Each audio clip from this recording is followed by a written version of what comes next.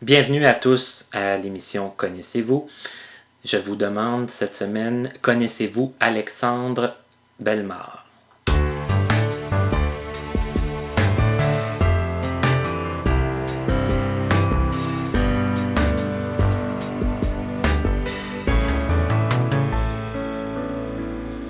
Re-bienvenue à l'émission, comme mentionné avant l'introduction. Mon invité est Alexandre Bellemare et je pense ne pas me tromper beaucoup en disant que dans le milieu des non-voyants, Alexandre, c'est quand même un très grand passionné de technologie. Il va d'ailleurs nous en parler aujourd'hui. Tout d'abord, bonjour Alexandre. Bonjour Martin. Je me trompe pas, hein? Je pense que toi, la technologie, tu as connu ça quand même assez jeune. Effectivement, j'ai commencé à travailler avec les aides technologiques à partir de l'âge de 6 ans. Donc, j'ai eu premier ordinateur, premier afficheur braille quand je suis rentré en première année au primaire. Donc, j'ai été initié très très tôt, effectivement, à la technologie. Et toi, tu ne vois pas depuis la naissance, hein, je crois. Exactement. OK. Est-ce que tu as des souvenirs un peu de ton enfance, dans le sens où, à quel moment tu t'es aperçu que tu n'avais pas le sens de la vue? Ben, pour moi, c'est sûr que vu que je suis né ayant absolument aucune vision, donc ça n'a pas été une perte, par exemple, à l'âge de 6 mois, 1 an et demi, ça a vraiment été de naissance, ça a toujours été un blackout, aucune perception lumineuse, donc même pas de lumière, pas de couleur, absolument Vraiment zéro, rien, zéro, là. absolument Okay. rien, zéro une barre. Donc, je dirais que je m'en suis aperçu peut-être un petit peu au niveau de la garderie. Au niveau de la garderie, au niveau de l'école, tu commences l'école, bon, mes enfants courent partout, évidemment, donc dans mon cas, c'était pas pareil, évidemment. C'est sûr que j'étais pas intéressé nécessairement par les mêmes choses que les autres enfants, évidemment, n'ayant pas de vision. Donc, c'est sûr qu'un enfant qui part à courir, ben moi, je reste assis là puis je bouge pas. Mais ça va un peu plus tard quand même avant de comprendre pourquoi, tu sais, parce que tu voyais que tous les enfants couraient, ou en tout cas la majorité, que toi, ça te disait rien, mais c'est un peu plus tard qu'on comprend la raison fondamentale de ça, j'imagine. Exactement. Mais c'est certain aussi que ben, mes parents, surtout ma mère, m'a quand même initié très très jeune au braille, tout ça, a adapté, ma mère, ma grand-mère ont adapté beaucoup beaucoup de matériel en braille, tout ça. Donc c'est sûr que j'étais différent. Puis bon, ben, ne serait-ce que, bon, mon supermarché, un monsieur, moi évidemment, je peux pas fixer avec mes yeux, qui s'approche. Hein, que c'est qu'il y a, lui? En disant ça à ma mère directement. Non. Ben là, que c'est qu'il y a? Normal, moi. Les gens, des fois, manquent un peu de délicatesse aussi. Bon, des fois, effectivement, ça peut arriver. Surtout à l'époque que c'était très, très peu connu. Je fais quand même partie des pionniers qui ont été intégrés. Donc, à l'époque... Mais si tu permets, on va juste régler un petit détail. Je pense pas que ça te dérange. Mais tu dis qu'à l'époque, mais c'est pas l'époque des dinosaures non plus, là. T'es né, quoi, en 1987. Donc, tu vas avoir 30 ans cette année. Exactement. Même pas encore 30 ans. Je m'en viens vieux, là. Tu commences à ressentir la vieillesse à l'approche de la trentaine. Eh oui. Mais déjà à cette époque-là, tu dis que c'était très peu connu dans le sens où les gens allaient plus comme à Jacques Ouellette à ce moment-là? Ben, dans le sens que, par exemple, dans la région de Québec, les personnes aveugles étaient plus... c'était l'école Saint-Charles. OK, toi, t'es né à Québec? Oui, je suis né à Québec, exactement. OK. J'ai fait 2 ans de mon enfance à Sept-Îles. OK. Là, il n'y a pas un ours qui veut se rendre là-bas parce qu'il fait trop froid. Tout le monde dort. C'est plate, il n'y a rien à faire dans ce bout-là. Puis c'est ça, donc ensuite de ça, je suis revenu à Québec faire mon primaire, tout ça. Et... là, à Sept-Îles, c'était-tu j'imagine, pour tes parents? Ben exactement, mes parents travaillaient là-bas, donc il y avait eu un contrat là-bas. Donc c'est sûr qu'en 2 ans et 4 ans, on s'entend que c'est... Bon, de toute façon, tu es généralement à la maison, surtout, moi j'ai commencé la garderie quand même assez tard, aux alentours de 4 ans. Okay. C'est quand même assez rare aussi à cette époque-là. Les bébés commençaient vraiment à garderie très très très très tôt, là. c'est comme venu un petit peu plus tard aussi. Donc moi, j'ai vraiment commencé juste comme à peu près un an avant de rentrer à l'école. OK. Puis là, à la maternelle, tout ça, est-ce que c'était difficile? Est-ce que tu gardes des souvenirs un peu de ça?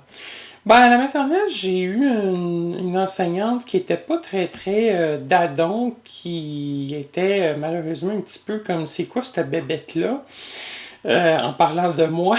Bon, c'est Mais super. ouais, mais malheureusement, ça arrive toujours une fois dans une vie. On en reparlera après ça au secondaire. Donc, c'est ça, l'enseignante était un petit peu so-so. Par contre, l'adaptation, c'est quand même très bien fait. L'école était ouverte à accueillir une personne qui avait un handicap visuel. Donc, j'ai eu des services d'adaptation, tout ça. Ça s'est quand même très bien déroulé, là. OK. Puis là, ça, bon, là, ça s'est poursuivi au primaire, tout ça. As-tu eu toujours la même impression que bon, tu étais bien accueilli, tu étais quand même outillé pour faire face à la musique, on peut dire? Oui, parce Ouais. que j'ai commencé l'apprentissage vraiment du braille avec un professeur qualifié pour la chose dès la maternelle. Donc, quand je suis rentrée en première année, j'avais complété même mon braille intégral. Puis là, ben, OK. ils m'ont dit, bon, ben là, on est année, on sait plus quoi te montrer, donc on va t'intégrer avec l'ordinateur. Donc, j'étais vraiment dans une école régulière, l'école de quartier, puis j'avais donc les services à l'école, soit offerts directement par l'école ou offerts par la commission scolaire de Charlebourg, aujourd'hui la commission scolaire des premières seigneuries. OK. T'as pas trop senti de problème. Là. T'as réussi avec l'ordinateur, avec le braille que t'as appris jeune, t'as réussi à faire ton cours primaire. Après ça, là, tu te dis, on va en reparler, le secondaire. Est-ce qu'au secondaire, il y a eu des difficultés? Ça, c'est un petit peu plus compliqué parce qu'effectivement, à la fin du primaire, il y avait deux choix possibles au niveau du secondaire. Il y avait donc le choix régulier, il y avait le choix du PEI, donc le programme d'études internationales, programme dans lequel j'ai tenté de faire application. Le directeur de la polyvalente était très borné, voulait absolument rien savoir à ce que je fasse le PEI, etc. Donc c'est là où ça l'a malheureusement un petit peu dégénéré.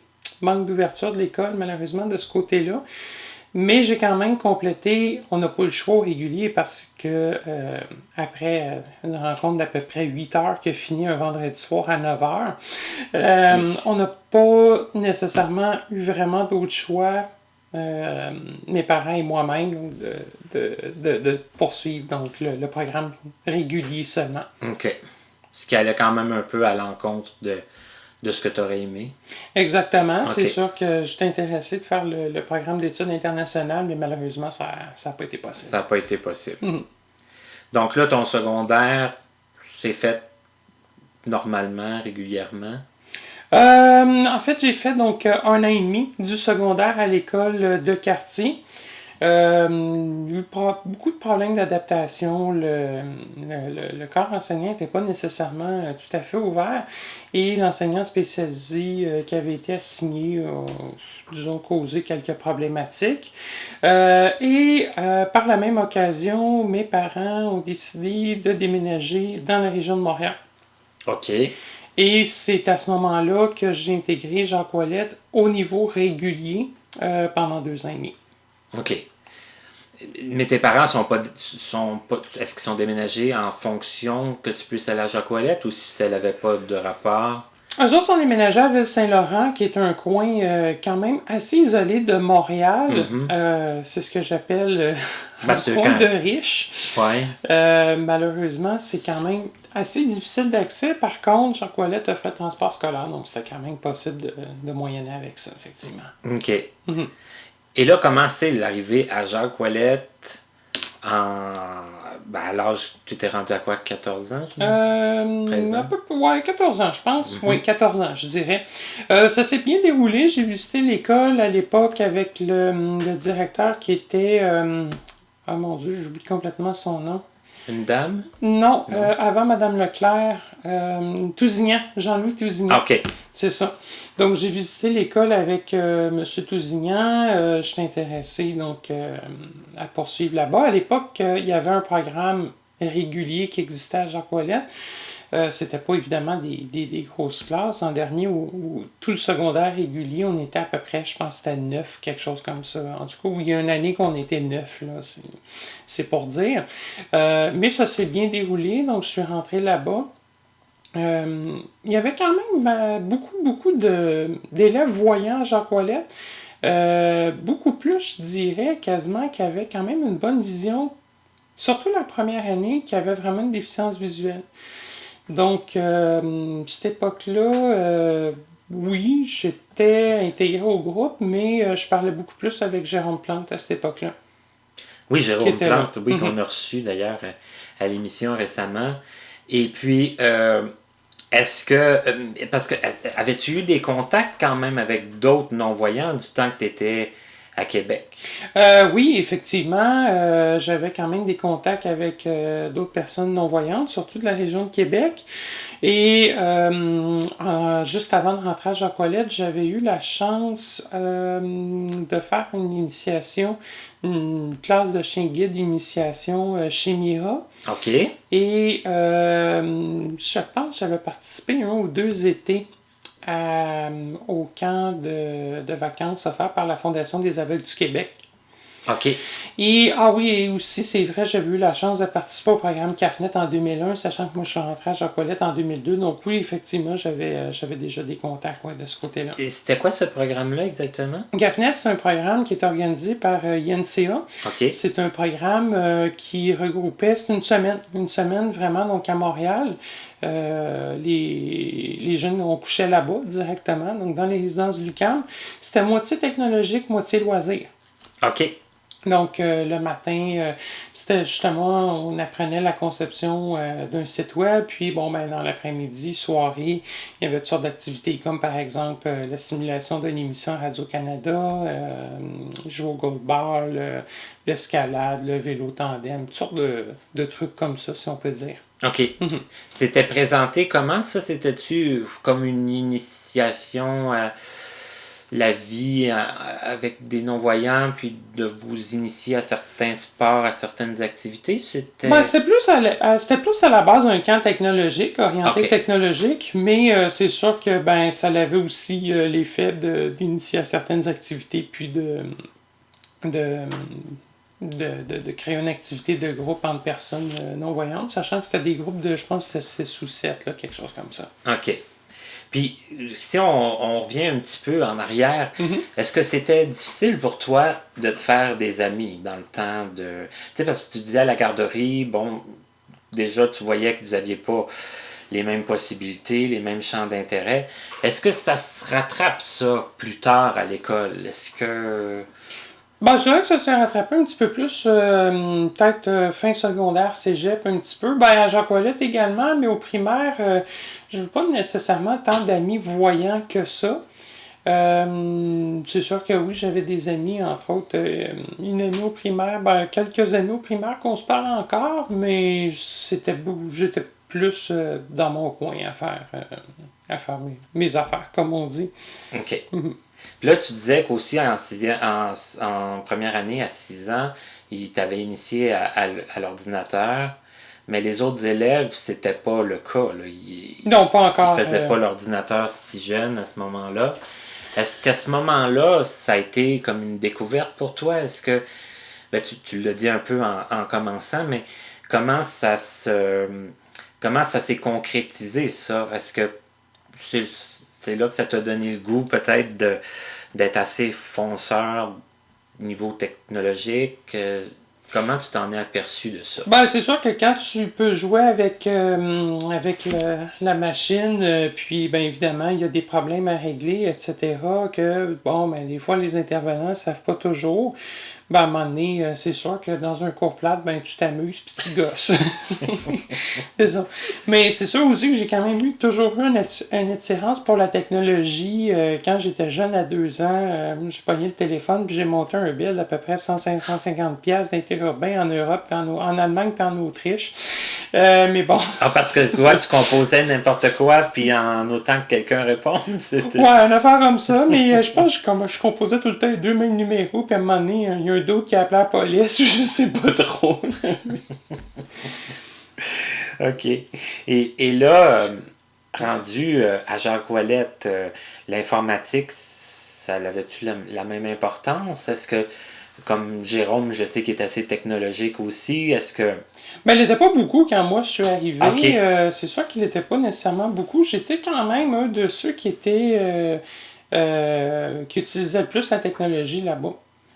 Donc, c'est sûr qu'effectivement, j'ai pu aider plusieurs personnes, effectivement, à se faire avec l'informatique au fur et à mesure du temps. Les gens te sollicitaient pour régler leurs problèmes informatiques. Ouais, ben il y en a eu effectivement. Ben Jérôme, c'est sûr que quand moi je suis arrivé, il n'avait jamais utilisé Internet aussi. C'est vrai que tu as connu les débuts d'Internet, toi, là. Ben, les débuts, pas tant que ça, parce Non. que les débuts, on s'entend que c'est dans les années 90, il y en avait avant moi.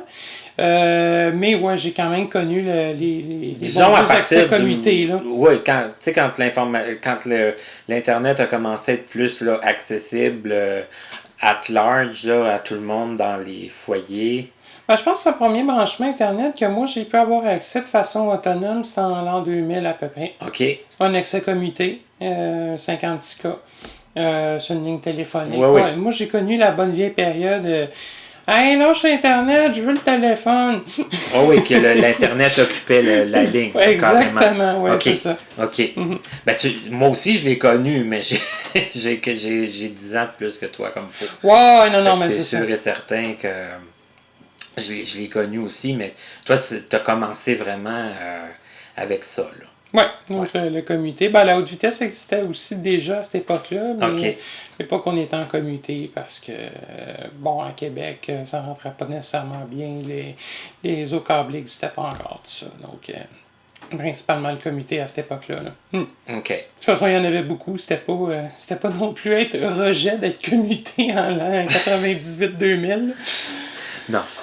Et puis là, tu me disais que tu as fait 2 ans et demi à Jacques Ouellette? 2 ans et demi, oui, OK. exactement. Puis après, tu as retourné finir ton secondaire à la polyvalente. La polyvalente, ben là, à Montréal, donc la polyvalente à Ville-Saint-Laurent. OK. En préparation en vue du cégep. Pourquoi? Parce que Jacques Ouellette ne donnait pas les cours chimie physique, sachant que j'ai fait mon inscription dans le programme Sciences Pures à Jacques Ouellette, au Palais, à Jean-Brébeuf. OK. C'était comme une année C'est préparatoire, ça.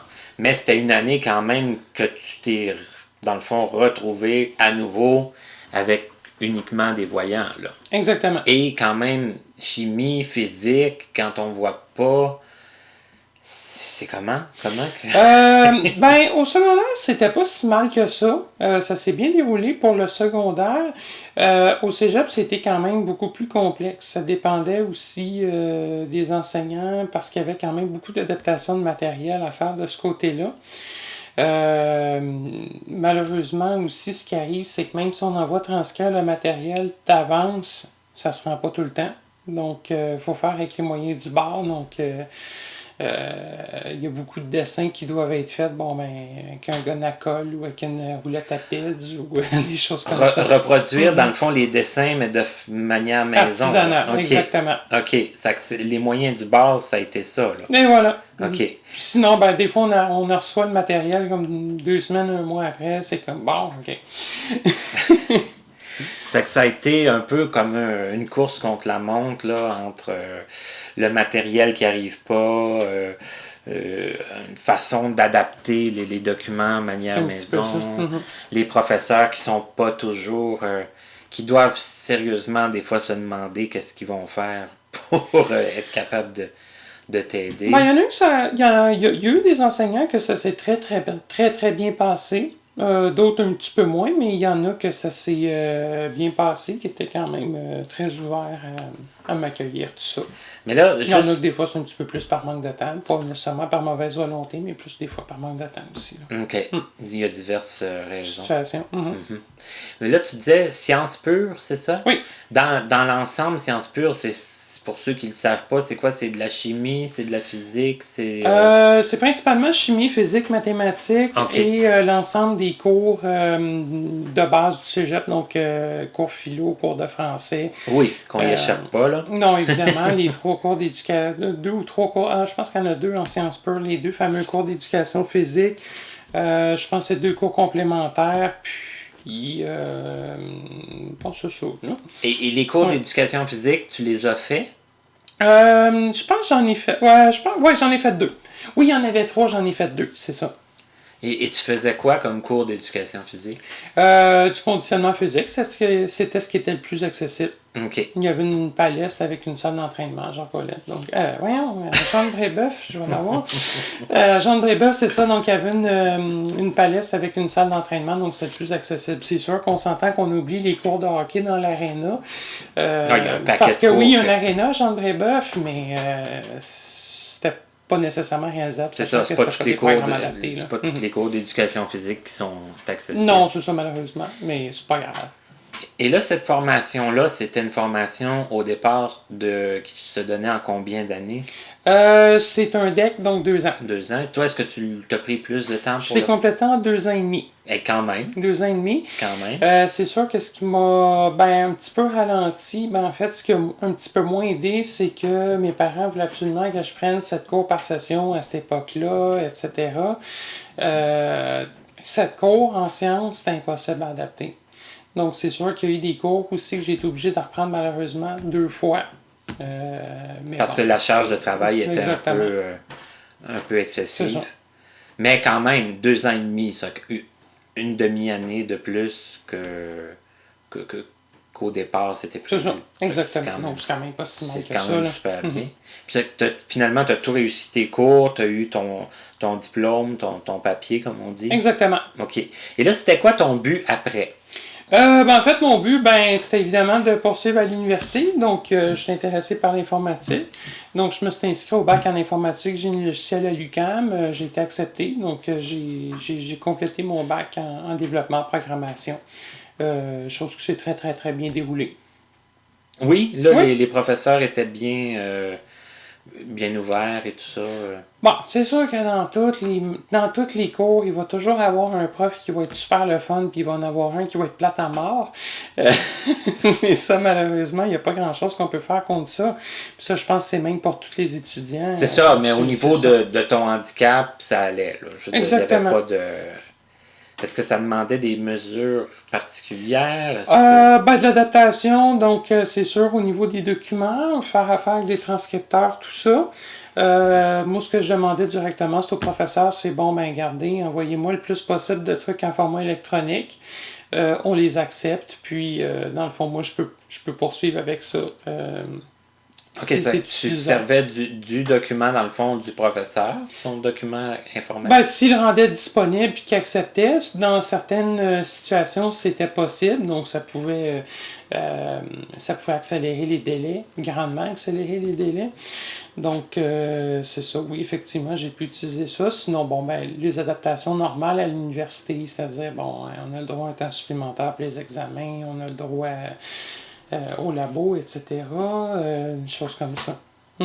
Mais les adaptations, c'était-tu encore le braille ou si tu as eu, je sais pas moi, du e-text? Il y a eu les deux. L'informatique, c'est sûr aussi qu'il y avait beaucoup de choses qu'à l'époque, c'était plus ou moins possible de représenter en e-text. Donc, parce qu'il y a encore malheureusement beaucoup de cours de maths dans le programme. Donc oui, il y a eu du braille en masse. D'ailleurs, j'en ai à donner. Je suis intéressé. 2 bonnes étagères. Et ta boîte. Oui, exactement. Donc, c'est ça. Pendant mon bac à l'université, c'est un bac avec stage. Donc, j'ai eu la chance de travailler à l'Auto-Québec tout ça. Donc, en 2008-2009, je pense que je travaillais 2 ans là-bas. Sinon, aussi, j'ai beaucoup participé au développement de l'Association des étudiants handicapés de l'UQAM qui n'existe plus aujourd'hui, ou je pense qu'elle a peut-être pris une autre forme ouverte par quelqu'un d'autre. Mais donc, c'est ça, j'ai pu effectivement travailler et m'impliquer dans le développement de l'association. Puis à l'Auto-Québec, c'était quoi tes tâches? À l'Auto-Québec, dans le fond, moi j'ai été embauché à la base pour donner un Q, si on veut, à l'équipe de développement web au niveau de l'accessibilité du web. Donc, qu'est-ce que ça requérait? Qu'est-ce qu'un lecteur d'écran? Pourquoi on travaille sur l'accessibilité du web? C'est quoi l'intérêt de faire ça? Je me suis intéressé à l'accessibilité du web quand j'ai eu la chance d'avoir un emploi étudiant en 2004 au secondaire. Donc, un emploi d'été offert conjointement INLB FAQ, Fondation des aveugles du Québec. Et on avait donc le mandat d'évaluer les sites web de la Ville de Montréal. Et je pense qu'on avait des sites gouvernementaux, puis de grandes chaînes. Genre, je pense qu'il y avait un IGA à travers ça, une couple d'affaires comme ça. Là. OK. Mm-hmm. Donc, c'est ça qui m'a grandement intéressé au niveau de l'accessibilité du web. Ça m'a permis aussi de poursuivre à l'Auto-Québec par après. OK. Mais quand on parle de l'accessibilité du web pour les gens qui ne le sauraient pas, est-ce que ça inclut de rendre le plus possible les sites Internet accessibles? C'est quoi exactement? Est-ce que c'est comme des belles paroles ou... Ben, en fait, l'accessibilité du web, c'est des objectifs concrets. Donc, le standard regroupe plusieurs objectifs qui doivent être respectés. Par exemple, le titre de la page doit contenir le titre de la page avant le rappel du nom du site, des choses comme ça. Donc, c'est vraiment un guideline pour donner, dans le fond, des points de repère au développement. Et là, c'est sûr qu'il y a tout un défi parce que, des fois, si on rend accessible une certaine partie, ça peut venir à briser l'accessibilité de l'autre. Et si on rend accessible pour le lecteur d'écran, là, il y a quelqu'un d'autre à quelque part qui va faire comme « Hey, non, mais moi, j'aime pas ça ». Donc là, c'est de s'asseoir avec tout ce beau monde-là, de discuter, d'essayer de trouver un compromis, généralement. Mais en général, c'est que les constructeurs de sites web sachent comment bâtir leur site puis qu'il soit le plus accessible possible en partant. C'est ça qui est visé. Puis, en accessibilité, souvent, c'est qu'on va aussi évaluer le contenu d'une page web pour dire au concepteur, au webmaster, à l'équipe derrière, ça devrait être changé, ça devrait être rajouté de telle façon, etc., etc. Là.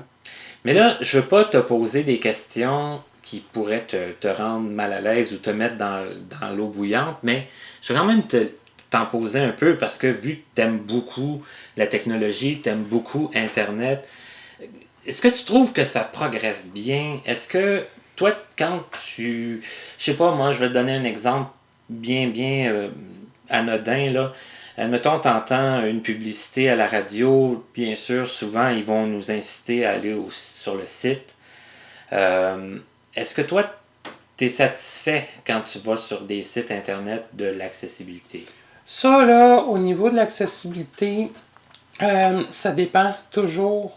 Il n'y a pas un site qui est conçu de la même façon. C'est un petit peu le même principe de se dire on visite des maisons parce qu'on veut acheter une maison. Es-tu satisfait? Il n'y en a pas une qui va être disposée les pièces de la même façon. Donc, à quelque part, c'est vraiment de regarder le site, puis si on est insatisfait, d'écrire au programmeur. La technologie, au début, a beaucoup aidé au niveau de l'accès à l'information pour les personnes handicapées, surtout visuelles. Là, ce qui se passe aujourd'hui, c'est qu'il y a tellement d'évolutions rapides, il y a tellement de mises à jour régulières de plein de choses non-stop, qu'à un moment donné, c'est que même si on veut, c'est très difficile à ce que les aides adaptées puissent toujours suivre. Donc, ce qu'il faut généralement, c'est y aller avec... Moi, quand j'y vais, par exemple, sur un site, je me gênerai pas d'y aller avec 2, 3, peut-être 4 plateformes si je vois que la première ne fonctionne pas. Mais encore là, c'est que il y a des standards pour le gouvernement, il y a un standard global Gateway CAC 2.0, mais encore là, les concepteurs de sites web ne sont pas assujettis à suivre ce standard-là. OK. À moins d'être un site gouvernemental au Québec. Il n'y a pas de loi à l'heure actuelle qui force quelqu'un à le respecter à 100%. OK. Donc, on peut se ramasser que il y a des efforts qui sont effectués. Par exemple, Radio-Canada, il y a des efforts qui sont effectués. Ils veulent rendre, ils ont des projets du CRTC, tu sais, ils veulent rendre accessible. Mais encore là, ils ont beaucoup de travail à faire. Puis à l'heure actuelle, il y a encore des problématiques qui existent de ce côté-là. Mais toi, tu as étudié là-dedans, tu t'es intéressé à ça, tu sais comment construire un site web pour qu'il soit accessible, mais qu'est-ce que tu conseilles à monsieur, madame, tout le monde qui font des visites de sites, qui n'arrivent pas à naviguer de façon satisfaisante, puis qui voudraient bien écrire au webmaster, mais qui savent peut-être pas quoi dire? Ben, généralement, en fait, c'est d'appeler le support, d'expliquer moi, je suis un utilisateur handicapé visuel, j'utilise une technologie d'assistance, un lecteur d'écran, un logiciel permettant de grossir les caractères, et j'arrive pas à trouver l'information. J'aurais besoin d'aide et j'ai comme l'impression que le site n'est pas facile à utiliser. Donc, plus il y a de gens qui vont sensibiliser ces entreprises-là, juste en les appelant, en demandant ça, ben, quelque part, ils n'auront pas nécessairement le choix de bouger à quelque part. Okay. Donc, c'est vraiment d'appeler, de demander de l'aide. La majorité des entreprises, par contre, risquent de répondre « Ah, ben, regardez dans le coin en haut à droite, là, puis cliquez oui. là. » C'est sûr que ça peut être effectivement plate à entendre comme réponse, mais là, c'est de sensibiliser. Ouais, mais moi, c'est pas présenté comme ça. Je peux pas voir ce qui est à gauche, ce qui est à droite. Ouais, mais là, votre navigateur, il doit être défectueux. Videz votre cache. Non, vous comprenez pas que j'utilise une aide adaptée, une technologie d'assistance. Ça, il y a encore beaucoup de conseillers, support technique et même d'entreprises qui ont pas la moindre idée de ce que c'est. Surtout du secteur privé. Il y en a beaucoup qui n'ont pas la moindre idée. C'est dans le fond d'essayer de leur expliquer ça, de leur expliquer les problèmes qu'on rencontre, et dans le fond, les compagnies, à force de recevoir des appels, devront se tourner peut-être vers des solutions, là, des spécialistes qui vont pouvoir les guider. Exactement. C'est sûr que dans l'emploi que j'exerce actuellement, on peut offrir de la formation en privé et du support, moyennant évidemment un taux horaire. On a un taux horaire pour cette activité-là. Si ce n'est pas directement lié à nos produits, vous avez besoin d'aide, naviguer sur un site web, on peut regarder qu'est-ce qu'on peut faire avec vous.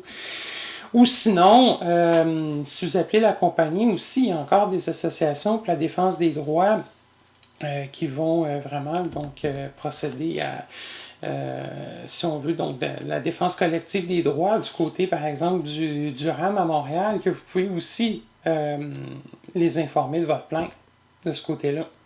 OK. Donc, les organismes de défense de droits Exactement. sont déjà au courant de... Ils font déjà des démarches dans ce sens-là. Exactement. OK. Là, c'est sûr qu'on va vite un peu. Je sais que tu as eu beaucoup d'expérience de travail, de soutien technique, tout ça. Mais là, j'aimerais ça, si tu le veux bien, que tu parles un peu de l'emploi que tu occupes en ce moment, si tu veux bien. Oui, à l'heure actuelle, donc depuis 2014, donc c'est ça, je suis parti en 2014 du regroupement des aveugles et amblyopes du Québec, sachant que je travaillais là comme agent de promotion de technologie. Je suis parti de là, je me suis fait offrir un contrat chez Canadialogue, qui a débouché sur une permanence. Canadialogue, c'est une entreprise qui s'occupe de la vente, de la promotion des technologies adaptées pour les personnes qui ont une déficience visuelle partielle ou totale. Donc, on s'occupe de la vente, de la distribution au Canada de plusieurs produits. On s'occupe également donc d'offrir le support sur ces produits-là. C'était un des objectifs aussi d'embauche, donc que je puisse offrir le support au niveau des produits Braille. développe également certains nouveaux produits. Autrement, on offre également de la formation en privé. Donc, sur les technologies, donc, vous voulez une formation sur, je sais pas, l'utilisation de Windows, vous avez besoin d'aide, on peut même en faire de façon à distance. Donc, de la formation, du support technique sur toutes sortes de choses qui n'est pas nécessairement relié directement à nos produits. Mais qui va aider dans le bon fonctionnement, dans le fond, de l'informatique en général. Là. C'est ça, exactement. Donc, par exemple, ça pourrait être iPhone, ordinateur, quelqu'un limite a de la misère avec son imprimante. C'est sûr que si la personne nous paye, ça va me faire plaisir de l'aider. Sinon, on offre également pour les entreprises certains services conseils, donc pour des écoles, pour des regroupements, principalement au niveau de l'accessibilité du web, des documents et donc, toutes sortes de services conseils, par exemple. Bon, on a besoin d'utiliser Jazz, former des employés. On a des services en entreprise également. Et sinon, on offre aussi des services en accessibilité du web à la demande. OK. Donc, c'est quand même assez... C'est assez large, quand même. Voilà. Et puis, est-ce que ça existe depuis longtemps, Canadien? Ça existe... j'ai pas l'année exacte de fondation, mais avant 2010, si je me rappelle bien. OK. Oui. C'est quand même depuis les années 2000. Là, c'est sûr que ça fait pas 25 ans. C'est moyennement récent. C'est ça, exactement. Dire. OK.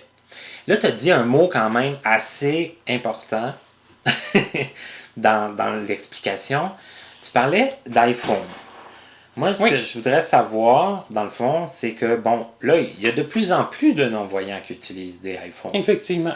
Et parce que, bon, Apple a quand même, à la base, offert une accessibilité qui avait du bon sens. À moins que je me trompe, là, tu me corriges. Plus que les autres fournisseurs. C'est ça. Plus que... Ils ont une longueur d'avance. Ils se sont démarqués, disons. Oui, ils se sont démarqués, puis ils ont maintenu quand même une bonne accessibilité. Exact. Mais toi, je te mets n'importe quel téléphone dans les mains, c'est pas un problème pour toi. Là. Tu vas essayer de le faire fonctionner, tu vas essayer de...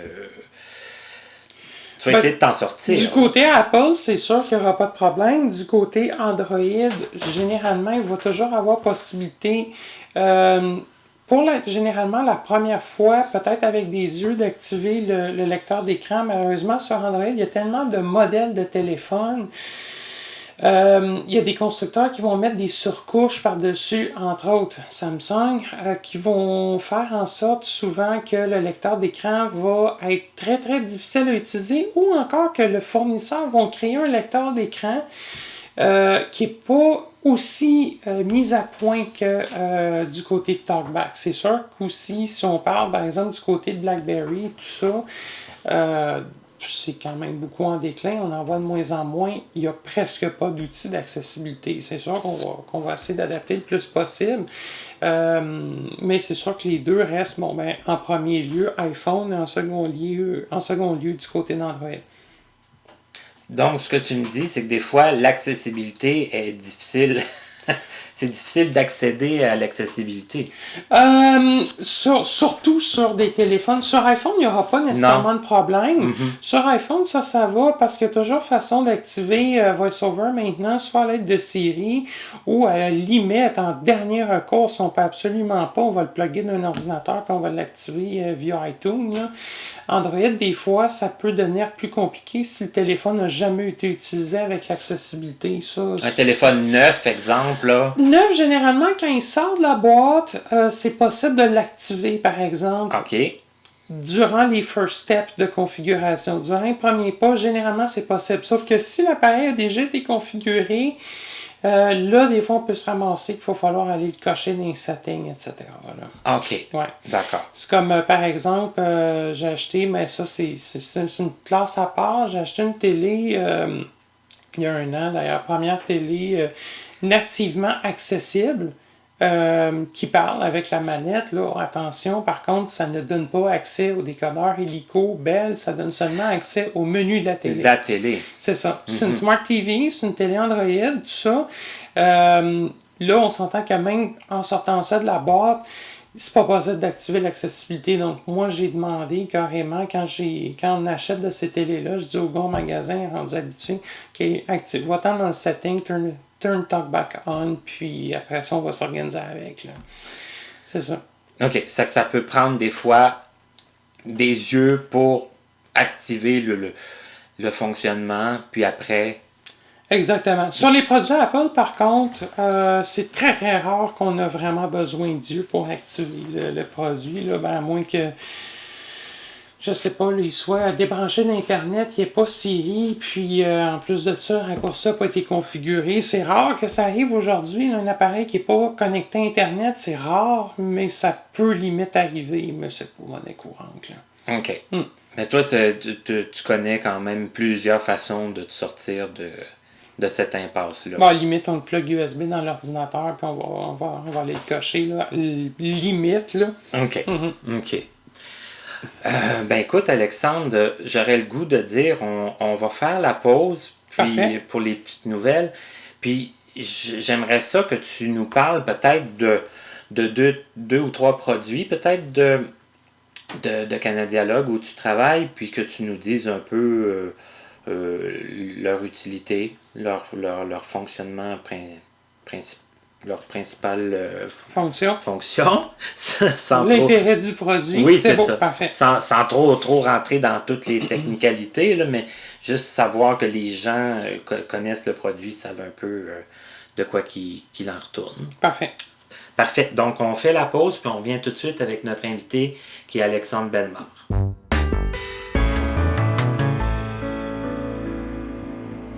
Bonjour et bienvenue à la section Petites annonces et nouvelles. Je vous rappelle tout d'abord qu'il est toujours possible de communiquer avec nous. La façon la plus simple est en passant par notre site internet. L'adresse est www.martinchouinard.com. Et je vous rappelle aussi que les autres façons de communiquer avec nous sont toujours accessibles. Notre page Facebook s'appelle Connaissez-vous et vous pouvez également passer par YouTube.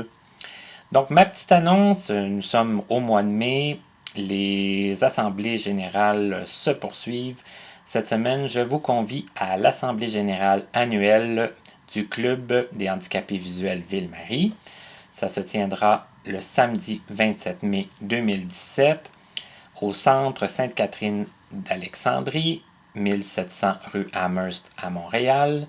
Il y aura, suivant l'assemblée, un souper barbecue et une soirée de bingo. Le prix est de 15 $, cela inclura une consommation. L'accueil se tiendra à 14 h, le début de l'assemblée à 15 h, le souper vers 17h30, le bingo à 19 h et la fin de la soirée à 21h30.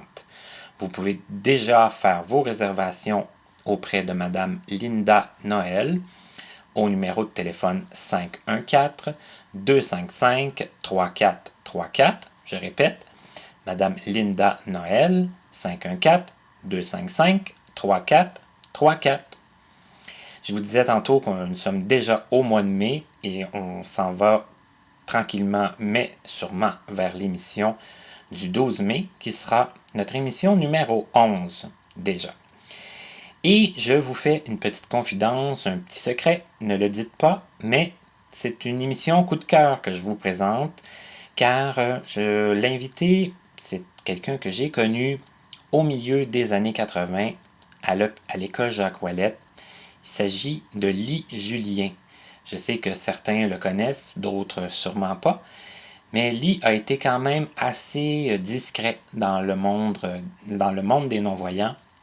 Il l'a d'ailleurs avoué pendant l'entrevue, mais l'extrait que je vous fais entendre aujourd'hui pour vous donner vraiment le goût d'écouter l'entrevue la semaine prochaine, c'est Lee qui nous raconte à quel point il était casse-cou et pour quelle raison. C'est parce qu'il a une très bonne philosophie dans la vie, c'est de ne jamais s'empêcher de faire ce qu'on a envie de faire. Moi, je manquais pas de couilles à rien. J'ai jamais eu peur de rien, contrairement à aujourd'hui.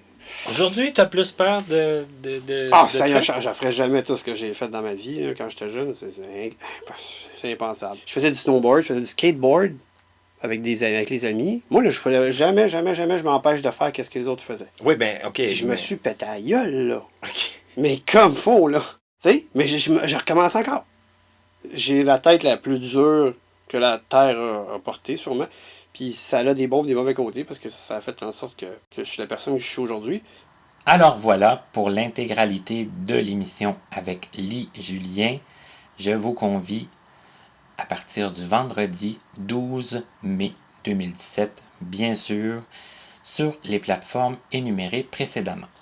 En attendant, on poursuit l'entrevue avec Alexandre Bellemare.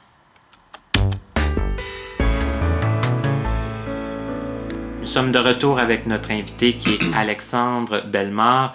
Alexandre qui, malgré son relativement jeune âge et sa grande passion pour l'informatique, a quand même d'autres intérêts dans la vie. Hein? Alexandre, tu es quand même assez impliqué socialement, surtout dans le monde des handicapés visuels quand même. Effectivement, je m'implique dans la communauté handicapée visuelle. Donc, je fais partie du conseil d'administration de la Fondation des aveugles du Québec. Pardon, de même que celui du Conseil canadien des aveugles de Longueuil. Donc, c'est ça, au niveau du Conseil canadien des aveugles de Longueuil, je suis vice-président et je m'occupe donc principalement, entre autres, de la production audio, du bulletin et aussi donner un coup de pouce au niveau technologique. Donc, oui, effectivement, je m'implique un petit peu Conseil canadien des aveugles, qui est un club de loisirs. Exactement. Puis la Fondation des aveugles du Québec, eux, ils font beaucoup de choses. Là. Ben, la Fondation des aveugles du Québec, c'est deux principales deux missions principales, exactement. C'est le loisir, l'habitation. C'est vraiment les deux missions principales. C'est sûr, par contre, qu'il y a beaucoup de petits à côté un petit peu partout aussi, évidemment. OK. Mais on revient à la technologie, à ton lieu de travail qui est Canadialogue et de certains produits qu'ils offrent. Exactement. Donc, qu'est-ce qu'on offre chez Canadialogue? Comme je le disais tout à l'heure, c'est plusieurs produits Braille et Basse Vision. Je vais vous parler un petit peu plus des produits Braille sur lesquels j'ai la possibilité de travailler. Du côté des produits Braille, donc c'est sûr qu'on commercialise le lecteur d'écran Jazz, le logiciel OpenBook que probablement plusieurs personnes connaissent. Sinon, depuis près d'un an maintenant, on a démarré un projet de commercialisation d'un ordinateur portatif miniature. C'est environ la grosseur, je dirais à peu près, là, peut-être, mettons, de 2 iPhone 6S, là, peut-être plus, là, ceux qui ont les grands écrans, mis un par-dessus l'autre, ou pour les personnes qui ont ça, là, des petits disques durs USB là, portatifs là, qui rentrent dans une poche. Là.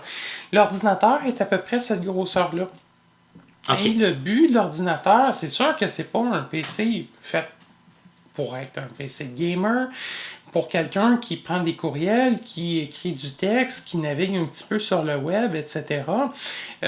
C'est très intéressant, c'est un petit PC correct. Et la beauté de tout ça, c'est que, de un, c'est petit parce qu'il n'y a pas d'écran, donc ça rentre dans la poche. Son nom s'appelle le Kangourou, donc qui fait évidemment allusion au fait qu'il rentre dans une poche. Et donc, tout peut être connecté de façon sans fil au clavier. OK. Donc, avec Kangourou, on fournit, moyennement un coût supplémentaire, donc un clavier sans fil, un haut-parleur sans fil. On fournit quelques accessoires comme ça pour une meilleure utilisation du PC. Pour les utilisateurs, c'est un PC utilisant Windows, donc un PC tout à fait normal qui utilise Windows 10, sur lequel on s'occupe, nous, chez Canadialogue, de vous installer vos adaptations. Donc, c'est vraiment là, un PC tout à fait normal. Vous allez avoir, par exemple, là, votre bureau, toute la même chose que vous allez retrouver sur un PC normal. Il n'y a pas de problème de ce côté-là. Donc, c'est ça. C'est vraiment un petit PC de poche. Très intéressant. 32 GB de disque dur, 2 GB de mémoire. Pour Windows 10, ça va très très bien de ce côté-là. Il n'y a pas de problématique, il n'y a pas de lenteur. Ça supporte très très bien du côté de JAWS. Et même si quelqu'un voudrait avec ZoomText, pour éviter, quand il voyage, de se traîner un gros écran dans son sac, c'est possible de brancher un écran sur le Kangourou, ou même pour les personnes qui veulent avoir de l'aide, personne aveugle qui veut vraiment avoir de l'aide, c'est possible de le brancher, par exemple, sur un téléviseur ou sur un écran, en autant que ça supporte donc la technologie HDMI, c'est possible de le brancher. OK. Donc, un utilisateur pour avoir un écran à la maison, un écran à l'école, se promener juste avec le petit Kangourou dans sa poche, brancher ça sur son écran, démarrer, s'il y a besoin d'un écran, évidemment. Au besoin, oui. Exactement, on démarre ça, that's it, c'est parti. Évidemment, compatible wireless, donc Wi-Fi, compatible Wi-Fi et Bluetooth. OK. Donc, c'est possible de se connecter sur Internet de façon sans fil et même d'utiliser son iPhone si vous avez suffisamment de données, de l'utiliser en partage de connexion. OK, c'est que ça offre quand même beaucoup de possibilités. Exactement. Donc, c'est un beau petit jouet. Pour ce qui est du Kangourou, c'est certain que si vous voulez plus d'informations sur les produits, je laisserai le numéro de téléphone de Canadialogue à la fin de l'entrevue. OK, parfait. Super. OK. Deuxième produit, c'est le clavier programmable Enterpad. Donc, c'est quoi le clavier programmable Enterpad? C'est un clavier qui a été développé, le côté hardware, là, donc la pièce de plastique, a été développée par une personne de Saint-Hubert, donc c'est un produit québécois. De Québec. Exactement. Du Québec, oui. Et voilà. Et nous, donc chez Canadialogue, on a travaillé pour intégrer l'adaptation pour les personnes handicapées visuelles. OK. Donc, vous avez des difficultés à utiliser un ordinateur, vous vous rappelez jamais, par exemple, des commandes complexes, vous voudriez effectuer, ou ne serait-ce que pour gagner en rapidité, effectuer un paquet de commandes en appuyant sur une seule touche. Donc, l'Enterpad, c'est ce que ça peut permettre effectivement de faire. Donc, par exemple, on pourrait très facilement ouvrir un site Internet avec Enterpad. Donc, par exemple, si on veut aller sur Gmail. 52. Terminé. Internet Explorer. Gmail Free Storage and Email from Google. La page contient un 4, 3 régions, 6 titres et 19 liens. Gmail Free Storage and Email from Google. Seulement qu'en appuyant sur Exactement. la touche que tu as attribuée à cette fin. Exactement. OK. Si, par exemple, on trouve que Jazz parle trop rapidement ou trop lentement, Plus vite, plus vite, plus vite, plus vite, plus vite, plus vite, plus vite, plus vite, plus vite, plus vite. Gmail Free. OK, on peut ajuster exactement. la vitesse de Jazz seulement en appuyant sur une seule touche encore Exactement. là. Donc là, on l'a augmenté. Ah, c'est ça. Là, c'est Donc moins là, vite. je le On ralentis. redescend. Bon, OK, donc là... Là, c'est très lent. ouais, là, je pourrais encore même le réduire, oui. évidemment. Oui. OK. On veut retourner sur le bureau, on appuie sur 1. Et on a intégré des petits sons. Et le but de l'Enterpad, c'est vraiment, là, actuellement, on a un template public, mais c'est vraiment de le programmer basé sur vos besoins. Donc, vous travaillez dans un centre d'appel, vous voulez le programmer. Bon, ben, par exemple, la touche 54 ici. 54. Terminé. Bienvenue sur Facebook Internet Explorer. Facebook. Ça vient d'ouvrir Facebook, mais on pourrait très très bien dire que, bon, ben, la page 54, la touche 54, s'envoie un message à mon boss, je suis parti prendre ma pause. Ça pourrait être aussi simple que ça. D'ouvrir la messagerie, d'écrire le... Certainement. OK. Là, vu que c'est un template public, on n'a pas fait en sorte que le système rentre de mot de passe ou quoi que ce soit, mais on pourrait très très bien sur un site web programmer pour que, étape 1, on appuie sur la touche, donc ça ouvre le site. Étape 2, ça se rend dans le champ de formulaire, donc ça l'appuie sur Enter, ça tape, tape, le arrobas gmail.com, ça fait table, ça rentre le mot de passe et ça appuie sur Enter. Ça rentre toutes les étapes. On va me dire que c'est pas bon parce que j'ai rentré Ouais. quoi, mais ça pourrait exactement faire ça. On veut prendre une note rapide. 3. Terminé. Document Word. On est automatiquement Dans Word. Word. Exclamation entrée. Puis on peut écrire. Exactement. Ou par exemple, pour les personnes qui veulent numériser des documents plus complexes, c'est possible à ce moment-là de programmer des touches pour l'OCR. On en a mis une souvent pour les PDF inaccessibles qui contiennent uniquement des images. Tout ce qu'on entend là-dedans, c'est soit vide ou nom du fichier .pdf. Nom du fichier .pdf, à chaque fois qu'on bouge, souvent c'est que c'est un document qui contient une image de texte. Donc, à ce moment-là, on a programmé une touche avec l'Enterpad pour directement utiliser une fonctionnalité de JAWS qui permet de lancer l'OCR du document directement. Ah, OK. Mhm. Et ainsi d'aller décoder ce qu'il y a dans Exactement. l'image. Exactement. Et là, tu me disais qu'il y avait 120 touches qui peuvent avoir 4. Qui peuvent avoir exactement. Chaque touche peut avoir jusqu'à 4 fonctions différentes, à l'exception des 10 touches du bas. Donc, au total, on a 460 fonctions disponibles sur le clavier. Donc, si vous en manque, on en a encore un plus gros qui pourra en contenir 360 touches. Donc là, si vous en manque après ça, ben, vous avez gagné le million.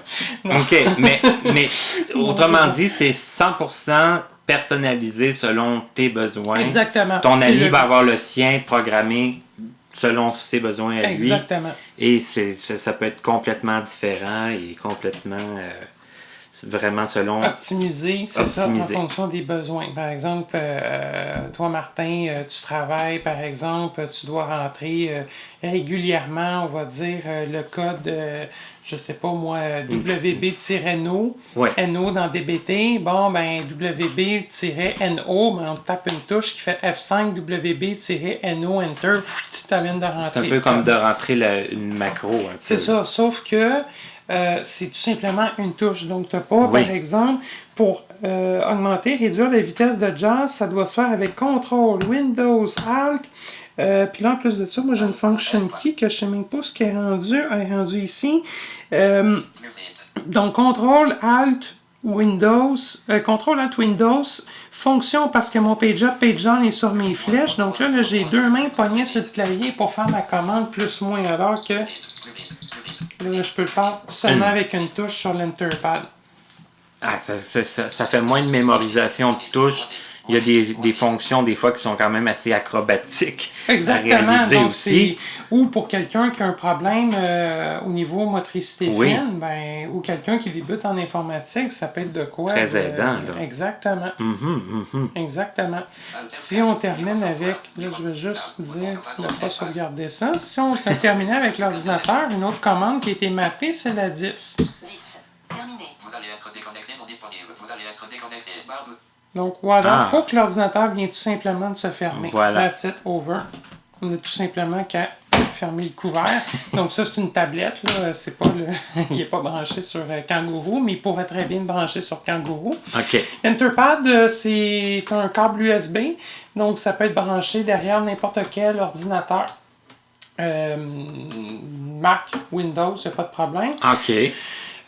Tant qu'on a un port USB. Pour le moment, donc, c'est pas applicable pour les smartphones à l'heure actuelle. Par contre, une télé, la Smart Télé intelligente, tantôt là, que je parlais, bon, mais je me suis amusé effectivement à contrôler la télé avec l'Enterpad. Oui, ça peut se faire. OK. Parce qu'elle a des ports USB. Super. Quand il y a un port USB, ça va fonctionner. Exactement. Et que ça prend en charge un clavier, évidemment. Autant que ce soit pas juste un port USB de recharge, là, ça devrait fonctionner. D'accord, parfait. Ben, c'est super. Sinon, chez Canadiala, qu'est-ce qu'on a d'autre? Donc, c'est toutes les technologies d'OCR, donc les caméras pour OpenBook, donc les caméras Pearl, les machines à lire pour les personnes qui ont des difficultés à lire leur courrier. Vous pouvez nous contacter pour ça. On offre également différents modèles d'affichage braille. Entre autres, les affichages braille Focus, donc en 14, en 40 ou en 80 cellules. Avec le 14, il est tellement mignon. C'est avec le kangourou, parce que oui, effectivement, Ben oui. la Focus 14 peut être pairée avec le kangourou. Ben oui. Donc, les deux pairés ensemble en Bluetooth. Et même pas besoin, à ce moment-là, si vous êtes à l'aise en braille, de contrôler, c'est pas donné à tout le monde, mais on peut effectivement contrôler le kangourou juste avec la petite Focus, effectivement. Donc, même pas besoin d'astreindre un clavier à ce moment-là. 2 mini-appareils qui te donnent accès à l'univers. C'est ça. Tout ce qui va vous manquer, par contre, à ce moment-là, c'est un genre de petit speaker, ou à la limite, si vous avez des écouteurs Bluetooth, si vous les mettez dans les oreilles, à ce moment-là, ça peut très très bien fonctionner. Ça va fonctionner. C'est génial. C'est ça. Sinon, également, on commercialise aussi, peu à peu aussi, certains produits de Humanware, entre autres au niveau du Brand Note Touch. Donc, si vous avez des questions aussi, vous pouvez nous contacter de ce côté-là. C'est super. Ça fait que il y a un moyen pour te contacter. Tu peux... Donc, je vais vous donner le numéro de téléphone de chez Canadialogue, le 1-888-730-0003. Le 1-888-730-0003. Vous pouvez suivre les options du menu pour me rejoindre directement, le poste 101. Sinon, vous pouvez aussi suivre les options pour le support technique ou pour la vente pour ce qui est des produits basse vision aussi. Sinon, on devrait, à l'heure de diffusion de l'émission, avoir notre nouveau site web de disponible. Donc, vous pouvez vous rendre sur le www.canadialogue.com. Canadialogue s'écrivant C-A-N comme novembre, A-D comme delta, I-A-L-O-G.com. OK. D'accord, parfait. Le site devrait être disponible et forcément accessible. Il devrait être disponible, du moins à l'heure de la diffusion de l'émission. S'il n'est pas, c'est parce qu'il y a un problème. D'accord. Mais il y a toujours le téléphone. Toujours le téléphone, puis à ce moment-là, on pourra garder contact de cette façon-là. Parfait. C'est génial. Puis je te remercie vraiment beaucoup, Alexandre, d'avoir accepté de participer à l'émission. Je pense qu'encore une fois, on démontre que il y a de la technologie, il y a des aides pour nous rendre la vie plus facile. C'est sûr que pour certaines personnes, des fois, ça peut être un petit peu plus ardu, mais quand même avec de la persévérance puis un petit peu d'intérêt, on peut avoir accès à beaucoup plus de choses maintenant qu'il y a 40 ans ou même il y a 20 ans. Il n'y a même pas comparaison avec 40 ans. C'est sûr qu'il y a toujours certains éléments qui sont quand même qui peuvent des fois rendre le quotidien un petit peu plus complexe. Mais c'est sûr que généralement, il y a toujours façon de s'en sortir. C'est sûr que je n'ai pas choisi comme carrière d'être graphiste, puis je pense que je ne choisirai jamais cette carrière-là. Mais mis à part ça, au quotidien, effectivement, il y a toujours il y a souvent une aide qui va permettre de se débrouiller facilement. Encore une fois, merci Alexandre. C'est un plaisir. Merci aux gens à la maison. N'hésitez pas à communiquer avec Alexandre si vous avez des questions. Et si vous avez des questions concernant notre émission, vous savez aussi comment communiquer avec nous. Merci et à la prochaine.